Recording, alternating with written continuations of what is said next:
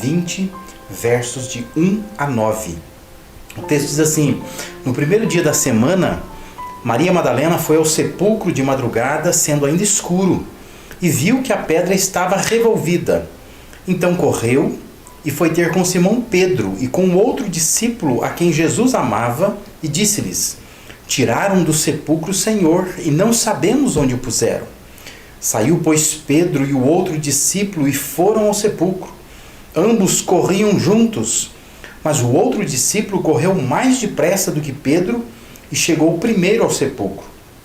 E abaixando-se, viu os lençóis de linho, todavia não entrou. Então Simão Pedro, seguindo, chegou e entrou no sepulcro. Ele também viu os lençóis e o lenço que estivera sobre a cabeça de Jesus, e que não estava com os lençóis, mas deixado num lugar à parte. Então entrou também o outro discípulo, que chegara primeiro ao sepulcro, e viu e creu, pois ainda não tinham compreendido a Escritura, que era necessário ressuscitar ele dentre os mortos. Toda a narrativa acerca de Jesus nos evangelhos culmina na ressurreição dele, de modo que a ressurreição é o grande final, né? Ressurreição é o clímax, é o ápice, é o ponto mais alto, mais importante, é a demonstração mais clara de que o plano de Deus, enviando o seu Filho ao mundo, estava sendo concretizado, e concretizado de uma forma bem sucedida. Pedro, quando vai fazer a sua pregação, praticamente cerca de 2 meses, menos na verdade, 2 meses depois do episódio da ressurreição, Pedro está pregando, e ele está usando como base o Salmo 16:10, que diz: pois não deixarás a minha alma na morte, nem permitirás que o teu santo veja corrupção.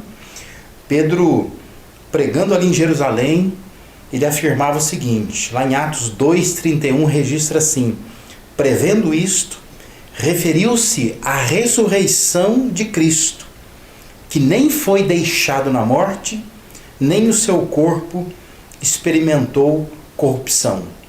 A ressurreição foi o apogeu da trajetória de Jesus na terra.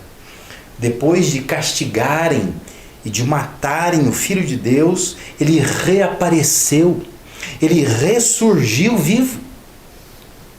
Naturalmente, um assunto desse porte, né? Um assunto de tamanha importância, que transcende até o entendimento das expectativas humanas, um assunto assim desperta várias reações, e na tentativa de explicar ou até mesmo de negar este fato, surgiram várias teorias acerca de Jesus, tentando mostrar que ele não ressuscitou de fato.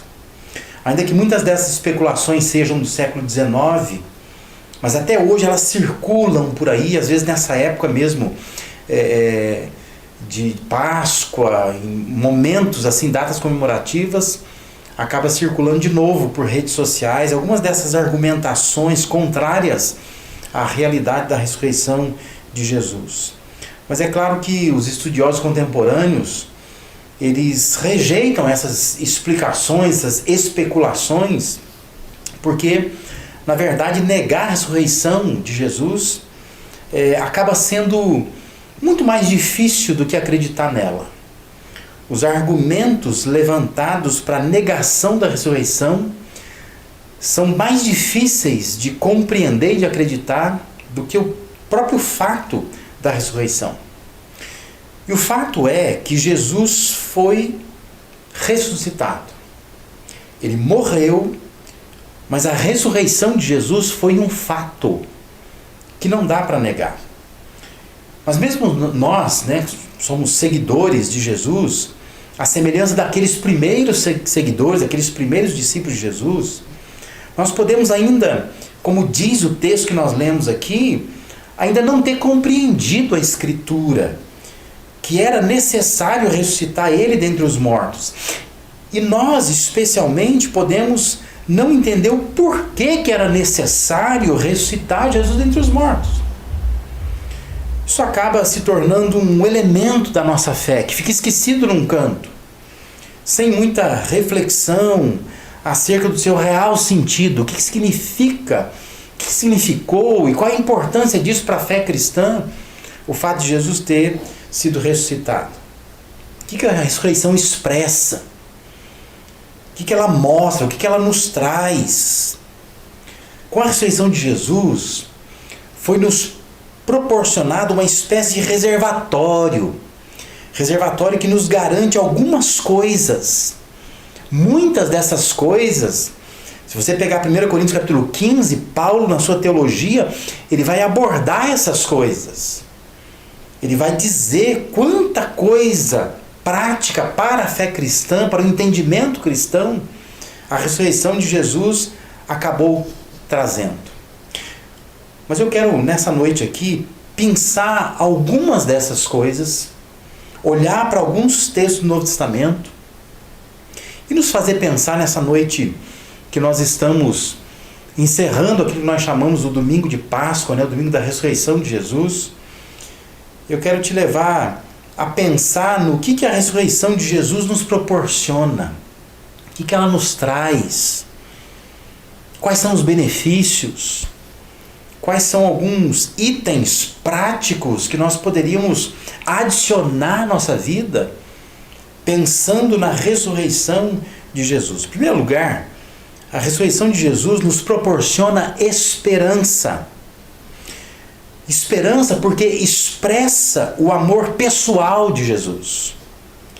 A ressurreição de Jesus era um retorno não só de Jesus à vida humana, mas era um retorno de Jesus ao convívio dos seus discípulos, ao convívio humano. E é importante nós pensarmos um pouco nisso. Em meio a tantas implicações teológicas do evento da ressurreição, há um efeito extremamente prático, porque tratava-se, além de tantas coisas, de um regresso do Mestre aos seus discípulos, de uma recondução daquela relação estabelecida entre Jesus e seus seguidores. Ele morreu, ele se foi, mas ele retornou. Por isso que a ressurreição é um ressurgimento de um mestre, de um amigo, de um homem que volta ao convívio dos seus discípulos, dos seus seguidores. E é interessante que os evangelhos mostram isso, que depois da ressurreição, Jesus procura os seus seguidores, se manifesta a eles. Ele prometeu voltar e voltou. Isso confirmou a fé daqueles discípulos. Isso reacendeu a esperança deles, reafirmou a missão que eles tinham. De tudo aquilo que Jesus havia ensinado, havia dito a eles, aquilo se tornou muito mais vivo na mente deles, quando eles veem que esse homem que eles viram morrendo na cruz, de repente ele ressurge. E ele é devolvido à presença deles, ainda que por um período curto, episódios muito rápidos, mas é um retorno à convivência deles. Observe que Jesus havia ensinado a eles, lá em João 14, versículos 18 a 20, que já faz parte dos discursos, dos chamados discursos de despedida de Jesus aos seus discípulos. João registra que Jesus havia dito assim: não os deixarei órfãos, voltarei para vocês. Dentro de pouco tempo o mundo já não me verá mais. Vocês, porém, me verão, porque eu vivo, vocês também viverão. Naquele dia compreenderão que eu estou em meu Pai, vocês estão em mim, e eu estou em vocês. É importante nós compreendermos isso, porque isso toca no tipo de relação que nós estabelecemos com Deus. Deus deseja ser mais pessoal e Ele deseja estabelecer conosco uma relação mais calorosa, uma relação menos mística e menos formalmente religiosa, como a gente sempre acaba fazendo. Pensar que aqueles homens, eles conviveram de fato com Jesus, Eles viram Jesus morrendo, mas de repente ele ressuscitou. O túmulo está vazio e ele volta para a casa deles, para a conversa com eles, para comer com eles. Vários episódios acontece isso, né? A reprodução daquilo que aconteceu naquela época, registrando que Jesus voltou não só à vida humana, mas ele volta ao convívio humano, ele volta para os seus, volta para os seus discípulos. Isso, claro, também nos faz pensar na expectativa da volta de Jesus. Ele voltará. Voltará para concretizar esse relacionamento que hoje nós temos com Ele. Que hoje é um relacionamento pela fé, mas acabará sendo palpável, concreto, visível. Eu não sei o que isso produz no seu coração, mas eu sei o que isso produz no meu coração. Quando eu penso que Jesus ressuscitou e que a ressurreição dele foi um retorno à convivência dele com os seus discípulos, ainda que por um período curto, isso cria em mim um reservatório de esperança, de que esse Jesus que eu creio, que eu busco, que eu oro em nome dele, um dia ele vai voltar. E a minha relação com ele deixa de ser uma relação religiosa, de conexão em oração, e passa a ser a relação da convivência, da aproximação, da troca de olhares. E isso deveria, hoje, nos ajudar a nos relacionar com Deus de uma forma diferente. Pensar em Deus como alguém que quer ter uma convivência conosco mais calorosa. A gente orar a Deus, a gente conversar com Deus, a gente buscar a Deus, mas não como que buscando um ícone da religião, mas pensar em buscar uma pessoa, pensar em conversar com uma pessoa, pensar em estabelecer relacionamento com essa pessoa de Deus. A ressurreição de Jesus é para nós uma reserva de esperança. Esperança de agora a gente se relacionar com Ele, porque nós estamos nos relacionando com um Deus vivo, com um Jesus vivo. Esperança de nos relacionar com Ele no futuro, que nós estamos esperando a volta dEle. Ele voltará, diz a Bíblia. E quando voltar, nós podemos então estreitar essa convivência que hoje é pela fé, mas depois acabará sendo muito mais tangível, muito mais palpável, muito mais calorosa, muito mais próxima do que é para nós nos dias de hoje. O que mais a ressurreição de Jesus nos proporciona? Em segundo lugar, a ressurreição de Jesus nos proporciona confiança. Confiança porque expressa o poder de Deus. Não há dúvidas de que levantar alguém dentre os mortos é uma grande manifestação de poder. Porque quando nós vemos alguém que morreu, para nós é uma situação definitiva. Não há como trazer de volta. As próprias pessoas da época ali, vendo Jesus morto, choram, se desesperam, porque entendem que é o fim, que não há mais retorno. Mas quando Jesus então retorna, é uma grande manifestação do poder de Deus. Pedro, no seu sermão, lá no evento do Pentecostes, se dirigiu ao seu público nesses termos. Isso é Atos 2, 22 a 24. Ele diz: varões israelitas, atendei a estas palavras. Jesus o Nazareno, varão aprovado por Deus diante de vós com milagres, prodígios e sinais, os quais o próprio Deus realizou por intermédio dele entre vós, como vós mesmos sabeis, sendo este entregue pelo determinado desígnio e presciência de Deus, vós o matastes, crucificando por mãos de iníquos, ao qual, porém, Deus ressuscitou. Olha o que Pedro diz lá: debatendo os grilhões da morte, porquanto não era possível fosse ele retido por ela. Deus rompeu as algemas da morte, as correntes da prisão mortal, libertando Jesus do estado de morte, trazendo para a vida novamente. Pedro, no seu sermão, estava dizendo que não era possível fosse ele retido pela morte, porque o poder que estava nele era maior que esses grilhões da morte. A ressurreição de Jesus mexe com a nossa confiança no poder de Deus. Se Deus teve poder para ressuscitar Jesus, definitivamente está vivo até hoje. Olha o tamanho desse poder. A ressurreição de Jesus nos faz pensar que até o pior inimigo, que é a morte, ele pode vencer. Ele tem poder para isso. 1 Coríntios capítulo 15, Paulo discorrendo sobre a ressurreição e debatendo sobre a ressurreição de Jesus e dos mortos. 1 Coríntios capítulo 15, versículos 22 a 26, Paulo escreve aos Coríntios assim: pois da mesma forma como em Adão todos morrem, em Cristo todos serão vivificados, mas cada um por sua vez.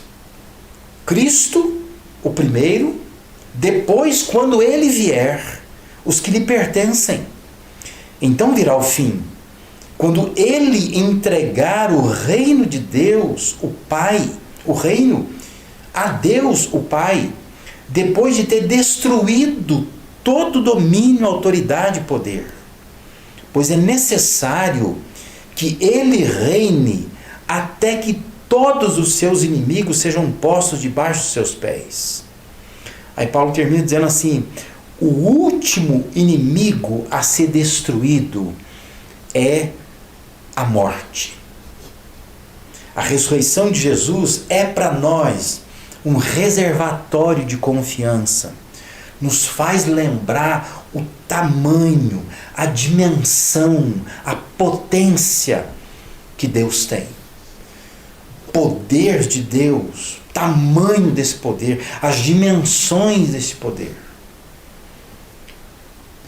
Deus que é capaz de vencer o último inimigo, capaz de vencer a morte. A ressurreição nos lembra disso. Deus tem poder para trazer de volta até uma pessoa morta, como ele fez com Jesus Cristo. Ressurreição de Jesus é para nós cristãos um reservatório não só de esperança, mas também de confiança. O que mais a ressurreição de Jesus nos proporciona? Em terceiro e último lugar, a ressurreição de Jesus nos proporciona segurança. Segurança porque expressa o absoluto controle de Deus. Observe Jesus ensinando seus discípulos em João capítulo 10. João registra as palavras de Jesus. João 10, 17 e 18. Jesus falando, ele diz assim: por isso o Pai me ama, porque eu dou a minha vida para reassumir.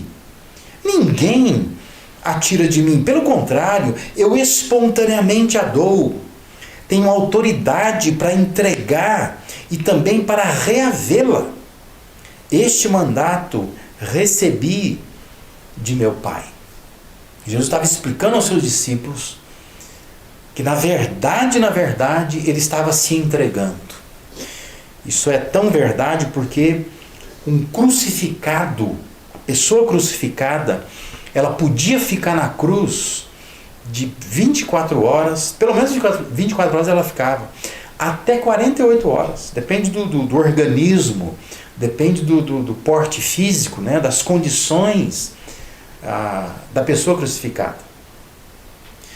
Mas era comum, né, no mundo romano, homens crucificados ficarem 24 horas ali, antes de ser vencido e morrer.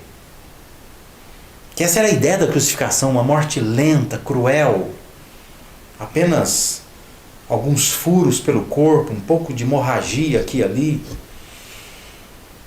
E a pessoa ia sendo vencida pela febre, dor de cabeça, o corpo esticado ali, calafrios pelo corpo inteiro, até que o corpo não aguentava mais e morria. Isso, dizem os especialistas, que geralmente de 24 horas até 48 horas era o tempo em que um crucificado iria morrer. No caso de Jesus, ele ficou apenas 6 horas na cruz. Só 6 horas. Ninguém tirou a vida de Jesus. Ele espontaneamente deu a sua vida. E ele deu a sua vida para reaver esta vida, para reconquistar esta vida de volta. Por que é importante entender isso? Porque todo aquele sofrimento pelo qual Jesus passou, a sua morte sangrenta ali na cruz do Calvário, podia parecer, e pode ainda parecer aos olhos humanos, que tudo havia se descontrolado, que o plano de Deus não deu certo, que a intenção de Jesus foi vencida pela cruz do Calvário. Mas a ressurreição, ela revela que tudo estava no controle de Deus, que esta era a estratégia de Deus, deixar o Filho morrer, para que se oferecesse em sacrifício por nós, mas depois ressuscitá-lo, devolver a vida a Ele. A ressurreição de Jesus nos assegura que o plano e o propósito de Deus para nós serão cabalmente cumpridos. A ressurreição de Jesus é mais uma das afirmações que a Bíblia tem de que Deus está no controle de todas as coisas. A ressurreição de Jesus é para nós um reservatório de segurança, nós podemos ficar seguros. Nada escapa ao controle de Deus. Por isso não se desespere, mas espere até que Ele concretize tudo o que Ele está fazendo. Jesus passou por todo aquele sofrimento, mas o grande final é a ressurreição do seu corpo. E essa ressurreição demonstrava o absoluto controle de Deus. Para a humanidade acabou. Para os discípulos havia acabado. Vamos sepultá-lo, vamos cuidar desse sepultamento para que seja digno. Eles voltam ao túmulo para isso, para terminar de preparar o corpo. Não para ver o túmulo vazio. Por isso que eles se surpreendem. Mas para Deus era a concretização dos seus planos. Tudo muito bem feito, planejado por Deus. Pense nisso.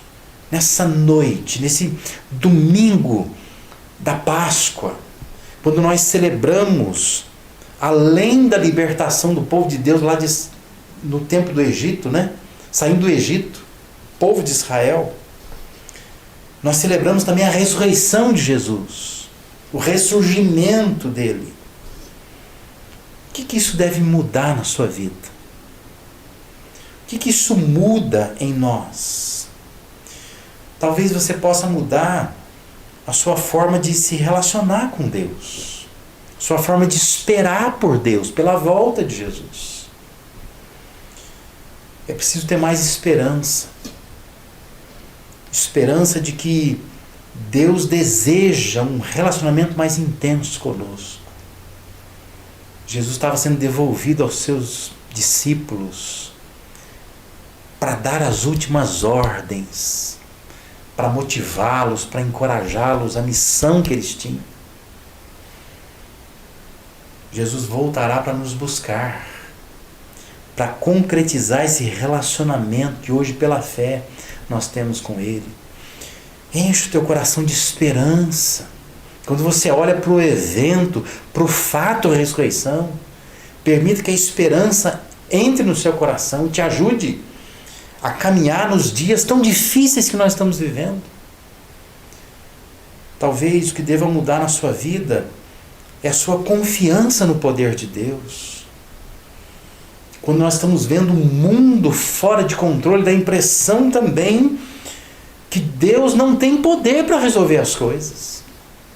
Mas a ressurreição de Jesus nos lembra o tamanho, a dimensão, a potência desse poder de Deus. Deus é extremamente poderoso. Nós precisamos renovar a nossa fé, a nossa confiança neste poder que Deus tem. Talvez você possa mudar nesta noite a sua segurança de que nada escapa do controle de Deus. Deus tem tudo debaixo do seu controle, da sua soberana mão, da sua agenda, dos seus propósitos. E é preciso então caminhar de forma segura, por mais que o quadro vá se escurecendo, vá nos assustando. É fundamental que você olhe para Deus e perceba: Deus está no controle de todas as coisas. E eu posso caminhar seguro por conta disso. Que Deus te abençoe. Que ao terminar esse domingo de Páscoa, domingo da ressurreição de Jesus, a ressurreição de Jesus, o fato histórico da ressurreição de Jesus, possa trazer ao seu coração esperança, confiança, segurança. Que Deus te abençoe.